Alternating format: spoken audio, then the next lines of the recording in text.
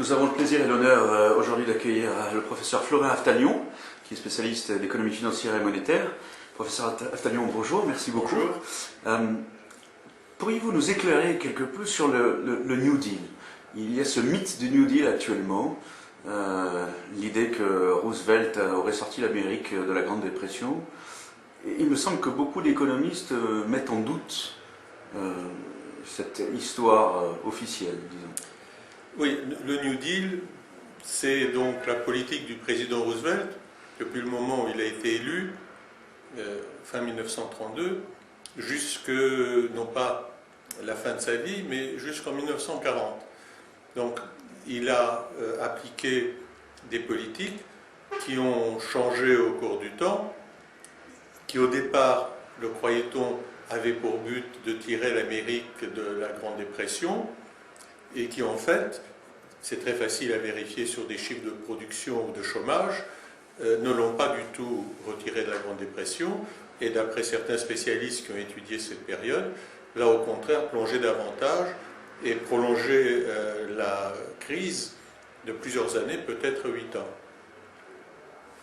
Quel aurait été alors le facteur qui pourrait avoir laissé penser que ces politiques ont fait sortir l'Amérique de la crise?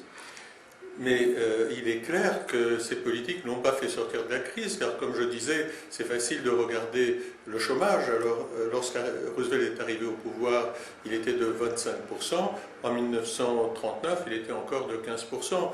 On ne peut pas dire qu'en ayant fait en moyenne baisser le chômage de 25 à 15%, on a vaincu la crise.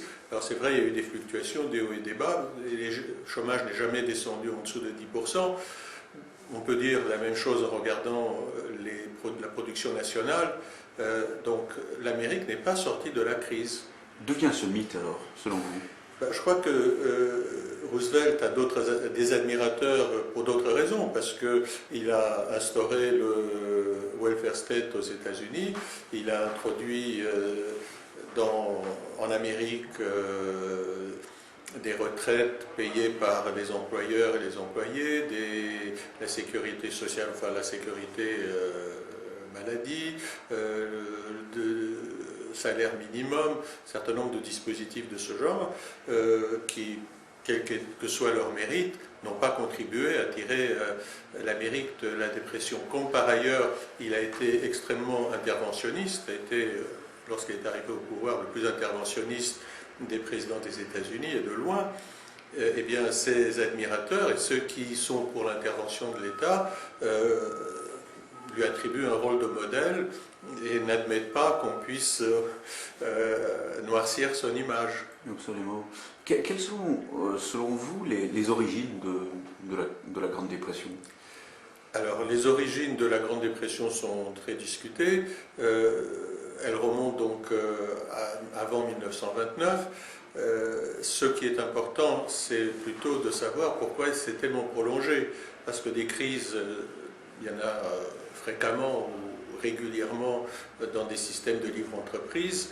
Il y en a une en 1929, mais qui a été d'une ampleur et d'une longueur jamais atteinte, ni avant ni depuis. Donc c'est ça qui est important. Et les raisons sont d'abord... ça a été montré par Friedman et Schwartz déjà dans leur étude sur l'histoire monétaire des États-Unis. La masse monétaire s'est écroulée entre 1929 et 1932, la Fed ne faisant rien pour essayer de la remonter, donc elle a perdu à peu près presque un tiers de sa valeur. Donc ça, c'est la principale raison. Par la suite, il y a eu un autre épisode monétaire également malheureux. Et puis les politiques de Roosevelt n'ont rien fait pour arranger les choses. Elles ont en fait empêché le monde des affaires de pouvoir récupérer de cette crise, par exemple peut-être par des réglementations sur les salaires ou des choses comme ça, je crois. Oui, il y a eu beaucoup. Surtout, ce qui a été le plus nocif pour la reprise, c'est l'incertitude juridique. Le monde industriel ne savait plus ce qui allait se passer, quels allaient être les impôts, quelles allaient être les réglementations, quelles allaient être les entreprises qui allaient souffrir ou bénéficier de la politique du gouvernement. Donc cette incertitude juridique faisait que les investissements étaient bloqués. Je comprends. Professeur Aftalion, merci beaucoup pour cette interview. Merci. Merci.